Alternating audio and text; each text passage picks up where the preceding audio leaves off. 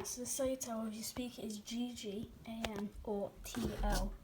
So take a look at the bottom, let's spin that round, and then the little colour at the bottom, it will say, like on mine, SN, AN, mine is, just focus, there. Or instead of that, you could get your speaker, open this awkward tab, and that's upside down as well. No, it isn't.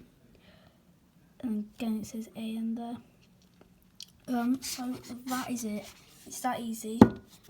Apparently, people say the AN is strongest, but I don't know how much of a sound difference it makes. If you look at my last video, you'll see all the AN speakers, because that's just my speaker here that I'm playing. Those clips that I've got over the past. So yeah, hope you enjoyed. Hope this helped, and I'll see you next time.